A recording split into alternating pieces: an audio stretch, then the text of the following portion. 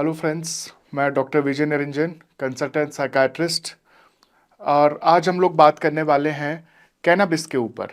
तो कैनाबिस क्या होता है, इसके और क्या क्या नाम है, गांजा, भांग, मैरिजुआना, ये सब के बॉडी पे क्या इफ़ेक्ट्स होते हैं, क्या साइड इफ़ेक्ट्स होते हैं, कैसे अपन इसको पहचानते हैं, कैसे हम इसको मैनेज करते हैं, इसको लेके क्या डिबेट्स चल रही हैं, ये सब कुछ हम ब्रीफली इस लेक्चर में कवर करने वाले हैं। सो बेसिकली अगर हम समझें कि कैनाबिस क्या है, तो कैनाबिस एक तरह का प्लांट प्रोडक्ट है जो कि हमें कैनाबिस इंडिका, जो इंडियन ओरिजिन प्लांट है, उसमें मिलता है, या वर्ल्ड अराउंड में कैनाबिस सैटाइवा प्लांट से प्राप्त होता है। इसका कल्टीवेशन हजारों सालों से चला आ रहा है। इंडिया, चाइना, मिडिल ईस्ट में काफ़ी डिस्क्रिप्शन मिलता है, कई नाम इसको दिए गए हैं, ग्रास, स्पॉट, बीड, डोप, और आगे इसके कई प्रिपरेशंस भी बनते हैं जिन पे हम आगे बात करेंगे। तो क्या क्या प्रिपरेशंस कॉमनली कैनाबिस के होते हैं और वो किस किस हिस्से से आते हों, उनमें कैसे उनका विभाजन किया गया है, ये हम जानते हैं। तो एक हिस्सा है भांग। भांग क्या होता है? भांग मिलता है कैनाबिस प्लांट की सूखी पत्तियों से, और इसके अंदर 1 से 2% टीएचसी। टीएचसी जो है वो कैनाबिस का एक्टिव इंग्रेडिएंट है। टीएचसी की मात्रा तय करती है कि कौन सा प्रिपरेशन कितना इंटॉक्सिकेटिंग होगा, कितना स्ट्रांग होगा। तो जो भांग है उस मामले में वो एक तरह से कमजोर पदार्थ है। 1 से 2% टीएचसी उसके अंदर होता है और ये पत्तियों से ऑब्टेन होता है। फिर आता है गांजा या मैरिजुआना। मैरिजुआना में टीएचसी का परसेंटेज 2 से 4% होता है।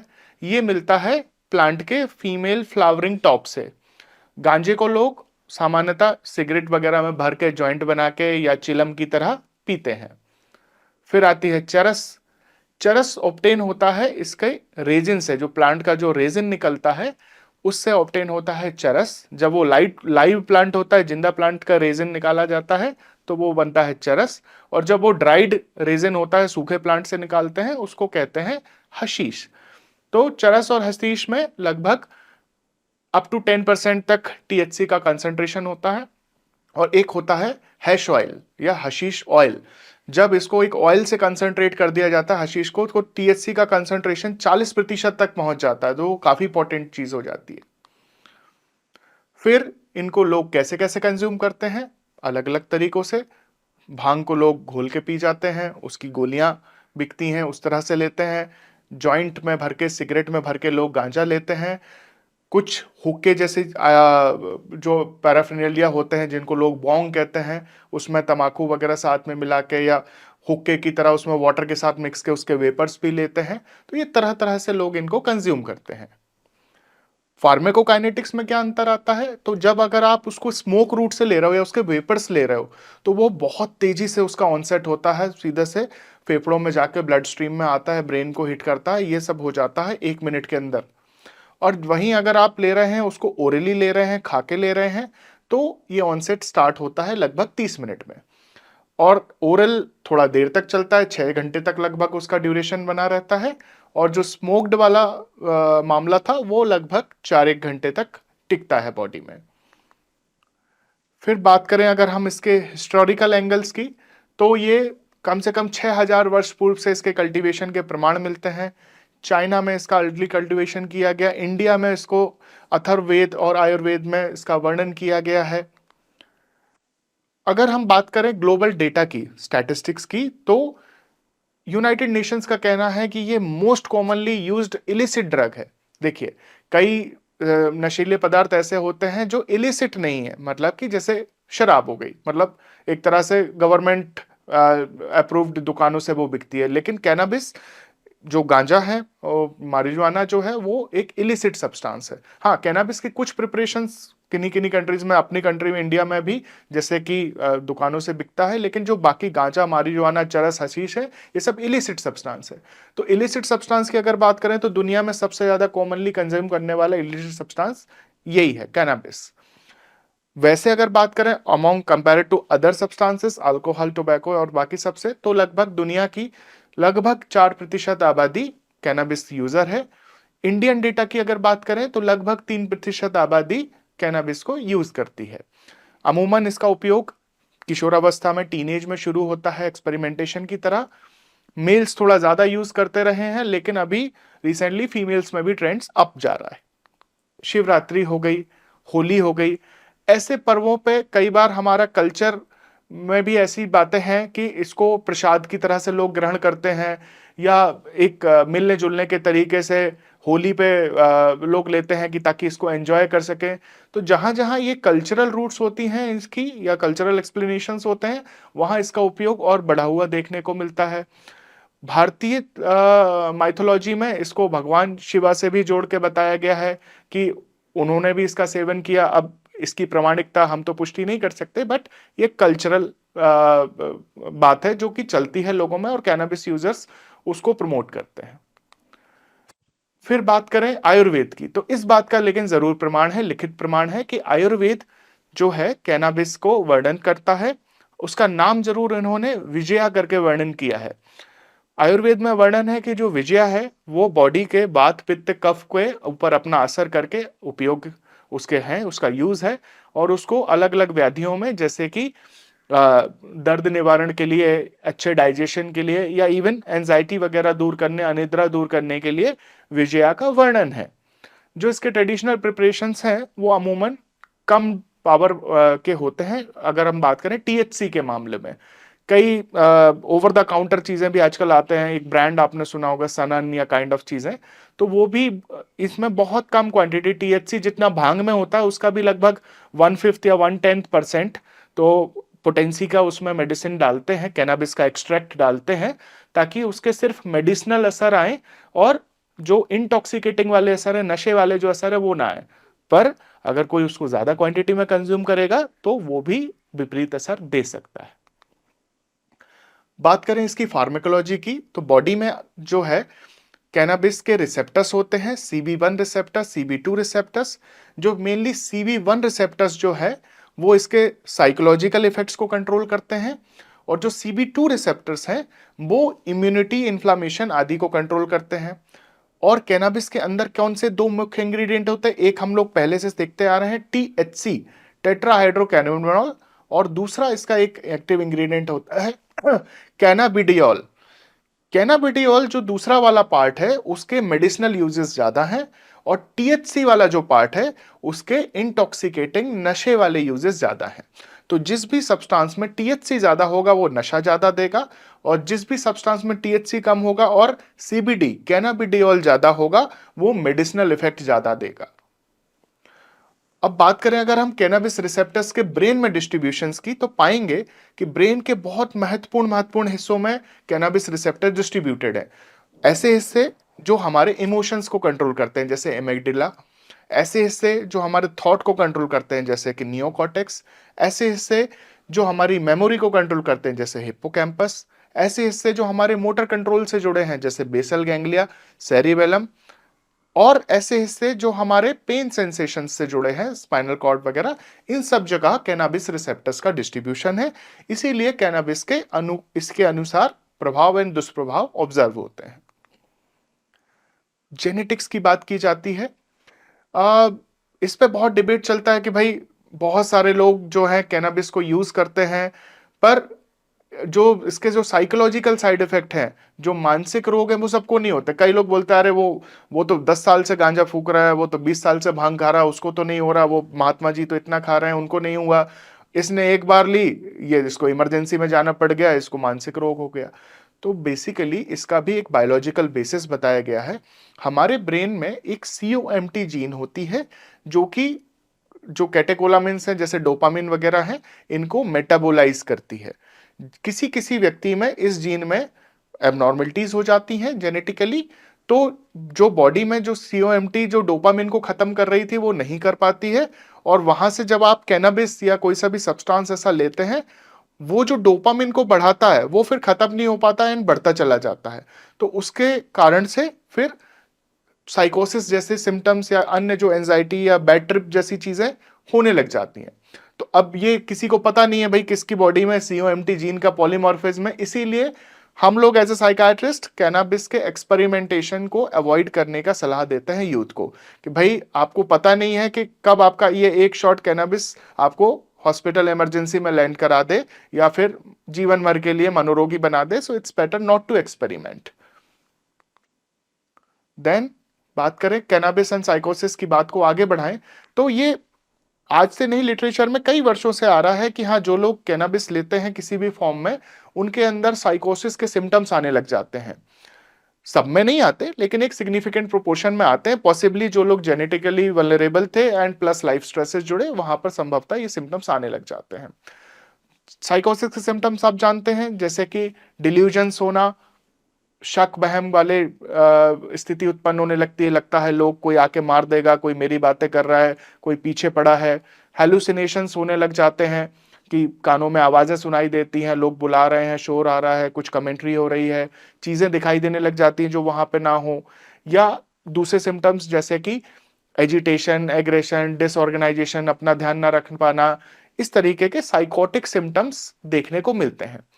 इवन जिसको पहले से साइकोसिस हो रखी है, वो लोग अगर कैनाबिस यूज करते हैं तो उनकी साइकोसिस बढ़ जाती है, उसका आउटकम प्रभावित होता है, दवाइयों का असर उतना अच्छा देखने को नहीं मिलता। सो साइकोसिस कराता भी है कैनाबिस, प्लस उसको बढ़ाता भी है कैनाबिस, उसको मेंटेन भी करता है कैनाबिस। और इस बात के काफी बायोलॉजिकल प्रूफ्स अवेलेबल है। फिर बात करें कैनाबिस इंटॉक्सिकेशन की। ये क्या होता है?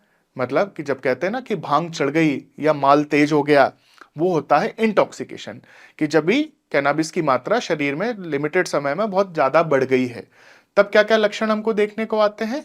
कुछ होते हैं फिजिकल लक्षण, जो शरीर में क्या क्या दिखेगा? मुंह सूखेगा, दिल की धड़कन बढ़ेगी, भूख बहुत ज्यादा लगेगी, उल्टी आने लगेगी। और कई चीजें साइकोलॉजिकल या बिहेवियरल के फॉर्म में भी दिखती हैं। जैसे एक टाइम सेंसेशन ऑल्टर्ड हो जाता है कैनाबिस लेने वालों का, उनको पता लगता है कि समय बहुत स्लो हो गया, हर चीज धीरे धीरे हो रही है, हर चीज डिटेल में दिख रही है। मूड चेंजेस आते हैं, मन में या तो बहुत ज्यादा स्लो हो जाता है, मन काम हो जाता है, रिलैक्स हो जाता है, या कुछ लोगों को बहुत ज्यादा अचानक से चिड़चिड़ापन, बेचैनी, गुस्सा आने लग जाता है। चक्कर आना, ओरिएंटेशन मतलब समय स्थान का पता ना चल पाना, मेमोरी प्रॉब्लम्स, मेमोरी में चीजें अचानक से कंफ्यूजन होता है, याद नहीं आने लगती है, कोऑर्डिनेशन इश्यूज गड़बड़ होने लगते हैं। इस तरीके के सिम्टम्स साइकोलॉजिकल और फिजिकल हमें कैनाबिस इंटॉक्सिकेशन के दौरान देखने को मिलते हैं। कोग्निटिव चेंजेस की ही अगर हम लोग बात करें तो कई बार ये लॉन्ग टर्म कोग्निटिव चेंजेस भी कैनाबिस कराता है, जैसे कि बार बार कैनाबिस से जुड़े हुए फ्लैशबैक आना। मान लीजिए कैनाबिस किसी ने लिया, उसको इंटॉक्सिकेशन हुआ, उससे जुड़ी कुछ बैड मेमोरीज हैं, उसी चीज के बार बार फ्लैशबैक्स आते रहते हैं। दूसरा, जो लगातार उनकी जो लॉन्ग टर्म मेमोरी है वो कम होती जाती है, उनका जिस तरह के प्लानिंग, कोऑर्डिनेशन की जो क्षमताएं हैं वो प्रभावित होने लग जाती हैं। और किसी किसी में इसका बिल्कुल सीवियर फॉर्म देखने को मिलता है, उसको कहते हैं ए मोटिवेशनल सिंड्रोम। मतलब कि लगातार हैवी यूजर रहे तो जो कहते हैं गंजेड़ी हो गया, वो एक कोने में पड़ा रहेगा, कुछ काम धंधा नहीं करेगा, पर बस उसका एक सूत्री कार्यक्रम है कि कहीं से बस गांजा मिल जाए और सोए पड़े रहे।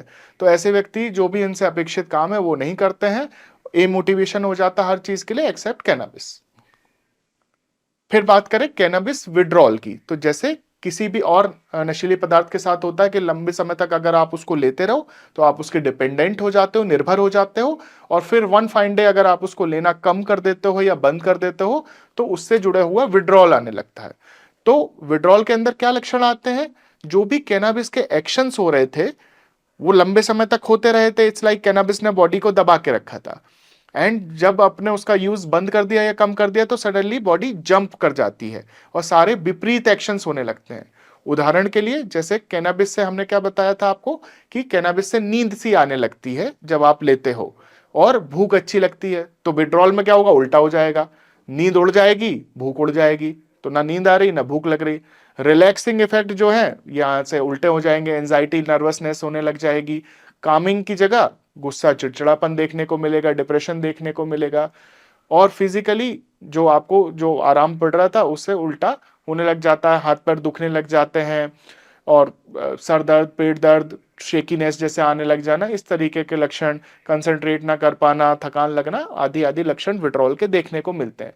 कैनबिस का विड्रॉल स्लोली 1 से लेके 10 दिन के अराउंड पीक कर जाता है, और कई कई केसेस में कई कई हफ्ते, महीने तक भी कंट्रोल कंटिन्यू करता रहता है। अब बात करते हैं कि भाई समझ लिया लक्षण क्या है इंटॉक्सिकेशन के, विड्रॉल के। अब बात करते हैं कि इसको मैनेज कैसे करते हैं, इसको ठीक कैसे करते हैं। सो सैडली कैनाबिस का कोई एंटीडोट नहीं है। जैसे अगर हम लोग बात करें कि भाई अल्कोहल में एंटी क्रेविंग, या मान लीजिए कि जिसका एंटी एवर्जिव, मतलब एवर्जिव मेडिकेशंस आती हैं जैसे कि डाइसल्फिराम, कि भाई उसके साथ में आदमी अल्कोहल ना कंज्यूम करे। दूसरी और दवाइयां आती हैं नेल्ट्रेक्सोन वगैरह की, उसकी क्रेविंग को कम करे, बेक्लोफेन वगैरह। आप बात करें ओपियोइड्स की, ओपियोइड में नेल्ट्रेक्सोन आता है कि जो ओपियोइड का एंटी क्रेविंग होता है।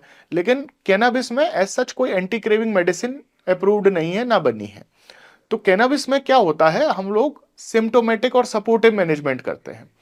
मान लीजिए कैनाबिस इंटॉक्सिकेशन का पेशेंट आया, आपको पता चला है भाई साहब ने भांग लिया है, गांजा लिया है, कुछ लिया है। आपको जैसे हमने फर्स्ट स्लाइडों में डिस्कस किया था कि भाई पता है कि 4 से 6 घंटे की बात है ये। इन 4 से 6 घंटे इसको दिक्कत हो रही है। अगर हम उसको सिम्टोमेटिकली सपोर्टिवली संभाल लेंगे तो लाइफ थ्रेटनिंग जैसा कुछ भी नहीं होने वाला है। तो वहां पर आपको लग रहा है पेशेंट डिहाइड्रेटेड हो रहा है, आप फ्लूइड रिप्लेसमेंट करेंगे। आपको लग रहा है कहीं से वाइटल्स गड़बड़ हो रहे हैं, उनको मैनेज करेंगे। किसी भी तरह का फिजिकल सिम्टम प्रिडोमिनेंट हो रहा है, पेन हो रहे हैं, एक्स हो रहे हैं, उनको मैनेज करेंगे। एंजाइटी बढ़ रही है, एंटी एंजाइटी मेडिसिन बेंजोडाइजेपिन्स वगैरह, अल्प्राजोलम, लोराज़ेपाम वगैरह देंगे। बीपी बढ़ रहा है, उसको काम डाउन करेंगे। तो इस तरह से सिम्टोमेटिक मैनेजमेंट हम लोग इंटॉक्सिकेशन का कर सकते हैं। विद इन कुछ आवर्स वो चीज रिवर्स भी हो जाती है। दूसरी चीज कैनाबिस डिपेंडेंस में, वहां पर अंडरलाइंग इलनेसेस या एसोसिएटेड इलनेसेस का मैनेजमेंट बहुत जरूरी हो जाता है। मान लीजिए किसी ने कैनाबिस लिया, अब उसको हो गई एंजाइटी, या उसको बन गई साइकोसिस। तो वो साइकोसिस को तो ठीक करना बहुत जरूरी है, अन्यथा जब तक आप साइकोसिस ठीक नहीं करेंगे तब तक वो कैनाबिस और नहीं छोड़ेगा, और कैनाबिस नहीं छोड़ेगा तो साइकोसिस भी बनी रहेगी। तो दोनों पे काम करना पड़ता है। एटलीस्ट साइकोसिस के लिए तो हमारे पास में दवाइयां हैं, तो वहां पर हम लोग साइकोसिस को मैनेज करते हैं। दूसरा डिप्रेशन वगैरह है, उसको मैनेज करते हैं। एंजाइटी है, उसको मैनेज करते हैं। अगर जैसे मान लीजिए छोड़ा, मेंटल डिसऑर्डर कुछ नहीं था, लेकिन फिर भी जो छोड़ने पे सामान्य साइड इफेक्ट आते हैं, विड्रॉल फीचर्स आते हैं कि भाई नहीं लिया तो नींद नहीं आ रही है, भूख नहीं लग रही, वहां भी हम लोग सपोर्टिंग मैनेजमेंट करते हैं। नींद के लिए हम लोग हिप्नोटिक सेडेटिव्स दे सकते हैं, लाइक ज़ोलपेडेम हो गया, बेंजोडाइजेपिन्स हो गए। कुछ एंटी डिप्रेसेंट या एंटी साइकोटिक भी सेडेटिव होते हैं, जैसे मेटाजिपिन, क्यूटियापिन, ओलेंजापिन वगैरह, उनको यूज करते हैं। अगर कोई मूड सिम्टम्स है, मेनिया वगैरह के सिम्टम्स है, तो वैल्प्रोएट, लिथियम वगैरह यूज करते हैं।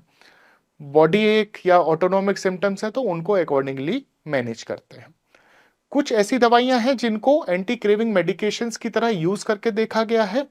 जैसे जो दूसरी सब्सटेंसेस की दवाइयां थी, जैसे कि बैक्लोफेन, नेल्ट्रेक्सोन, या टोपिरामेट, गाबापेंटिन, उन सबको यूज किया गया है। कभी कभी एक्सपेरिमेंटल स्टडीज भी हुई हैं, जैसे कि जिसमें एन एस्टिलसिस्टिन जैसी चीज को भी देके देखा गया है। बट रिसर्च बहुत इनकंक्लूसिव है और अभी तक कोई भी एफडीए अप्रूव्ड ट्रीटमेंट इसके लिए आया नहीं है। रिसेंटली एक और चीज हुई है, कुछ सिंथेटिक कैनाबिनॉइड्स बनाए गए हैं, जो कि जिनके अंदर कम टीएचसी होता है, कैनाबिडियोल ज्यादा होता है, या वो इसी पे सिर्फ काम करते हैं और इंटॉक्सिकेटिंग नहीं होते हैं, सिर्फ कैनाबिस रिसेप्टर्स पे काम करके आ जाते हैं। तो ऐसे कुछ सिंथेटिक स्टेरॉइड्स या मेडिकल मारिजुआना जिसको हम लोग बोलते हैं, वो भी कई बार इसकी जगह कि भाई आप ये वाली बंद करो और मेडिकल मारिजुआना ले लो, वो भी एक ट्रीटमेंट अप्रोच है जो कुछ लोगों में किया जाता है।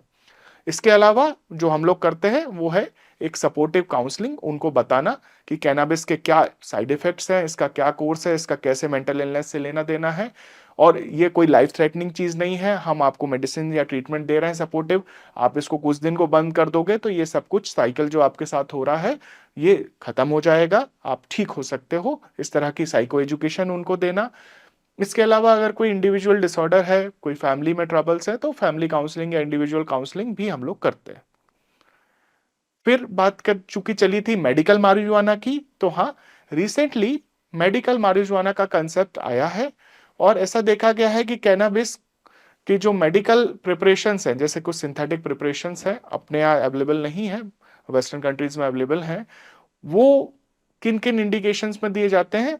जैसे कि कीमोथेरेपी इंड्यूस्ड एमएसएस, जब हम लोग जानते हैं जब किसी भी तरह का कीमो दिया जाता है कैंसर्स के लिए, बहुत एमएसएस होता है। जनरली हम उसके लिए normal available anti emetics orally या इंजेक्टेबल देते हैं, बट किन्हीं किन्हीं केसेस में जब बहुत ज्यादा एमएसएस हो रहा हो तो सिंथेटिक कैनेबिनॉइड्स मदद कर सकते हैं। इसी तरह से बहुत ज़्यादा मसल स्पाज़्म या पेन किसी कंडीशंस में हो, क्रोनिक कंडीशंस जैसे मल्टीपल स्क्लेरोसिस वगैरह, उनमें भी दिया जा सकता है। एचआईवी एड्स में आप देखते हैं वज़न कम होता जाता है, भूख नहीं लगती है, नॉर्मल चीज़ें काम नहीं कर रही हैं, वहाँ पर भी एपेटाइट स्टिमुलेशन एंड वेट के लिए दिया जा सकता है सिंथेटिक कैनाबिनॉइड्स। इसके अलावा ग्लोकोमा, मूवमेंट डिसऑर्डर्स, एपिलेप्सी आदि-आदि में इसके रोल्स डिस्क्राइब किए गए हैं। अब हमें ये भी जानना है कि चूंकि कैनाबिस एक इलिसिट सब्सटेंस है, तो इसको यूज करना, इसका ट्रेड करना सब कुछ अवैध है, अपराध है और ये कवर होता है एनडीपीएस एक्ट के तहत। इसमें अलग-अलग क्वांटिटी के आधार पर अलग-अलग लेवल की सजाएं हैं। अगर वो स्मॉल क्वांटिटी में मिला है तो सजा 1 साल से अराउंड की होती है और वहीं अगर कॉमर्शियल क्वांटिटी में पाया गया है तो 20 साल की सजा हो सकती है। तो हमें ये भी इसके कैनाबिस यूजर्स को ये नॉलेज भी इम्पार्ट करना है कि what you are doing is also offense और इसमें आपको सजाएं भी हो सकती हैं। ये नॉलेज भी हमें सामने फॉरवर्ड करना है। देन एक डिबेट चलती है कि क्या मेडिकल marijuana लीगलाइज हो जानी चाहिए या लेट्स से कि उसका यूज बहुत इंडिस्क्रिमिनेटली करना चाहिए, तो the answer is no. Because अभी भी मेडिकल marijuana को लेके बहुत कंसर्न्स हैं कि हाँ ठीक है, हमने देखी थी एक लिस्ट ऑफ कंडीशंस कि जहां जहां ये मदद कर सकती है, बट अभी भी इसको लेके कुछ रिजर्वेशंस हैं जो क्लियर नहीं हुए हैं। पॉसिबली हमें और समय चाहिए इन मॉलिक्यूल्स को ऑब्जर्व करने को, बिकॉज अभी भी जो कंसर्न्स है कि क्या ये भी जो बाकी कैनाबिस की तरह क्या ये भी हमारे थॉट मेमोरी को नेगेटिवली इम्पैक्ट करता है? क्या इसके जरिए भी हमारे को जो मेंटल हेल्थ डिसऑर्डर्स हैं उनका रिस्क बरकरार रहता है? क्या ये इम्यूनिटी को भी नेगेटिवली अफेक्ट करता है या कार्डियोवैस्कुलर रिस्क फैक्टर्स को बढ़ाता है? इन चीजों पे भी अभी और प्रकाश आने की जरूरत है। अगर हम वर्ल्ड वाइड डेटा की बात करें तो इवन वर्ल्ड में भी मोस्ट ऑफ द वर्ल्ड में इसको इलीगल माना गया है। हाँ, किसी किन्हीं कंट्रीज में ऐसा है कि वहां पर क्रिमिनल तरीके की सजाएं नहीं होती जैसे हमारे यहाँ एनडीपीएस एक्ट में हो रही है, वहां पर ट्रीटमेंट वगैरह ऑफर किया जाता है उस चीज के लिए। बट स्टिल जो आप रेड पोर्शंस देख रहे हैं वो अधिकतर वर्ल्ड में इसको इलीगल माना गया है। हाँ, वेस्टर्न वर्ल्ड में कुछ कंट्रीज में एक प्रोपोर्शन में इसको लीगल किया गया है, लेकिन वहां भी प्रोविजंस तय किए गए हैं। So finally to conclude I want to say कि कैनाबिस गांजा भांग ऐसी चीज है जो बाबा से लेके बॉब तक सब लोगों ने इस बूटी का सेवन किया है, बताया है। लेकिन ये चीज जो है हमें समझना पड़ेगा कि इसके अपने हेल्थ हैजार्ड्स हैं, वो फिजिकल से लेके साइकोलॉजिकल तक एक पूरी रेंज में आपको प्रभावित करते हैं। इवन मेडिकल marijuana भी जो है उसको लेके भी अभी कुछ कंसर्न्स हैं और अगर किसी भी रूप में, भले वो आयुर्वेदिक प्रिपरेशंस हो, आजकल कैनाबिडॉल ऑयल वगैरह आने लगे हैं, वो सब भी प्रिपरेशंस आपको किसी ट्रेंड प्रैक्टिशनर की एडवाइस के अकॉर्डिंगली ही यूज करने चाहिए। बिकॉज अगर आप उसको इनडिस्क्रिमिनेटली यूज करेंगे तो definitely it will cause problems. और यही नॉलेज आप सभी क्लिनिशियंस को अवेयर रहना है और यही नॉलेज हमें आगे इम्पार्ट भी करना है। Thank you.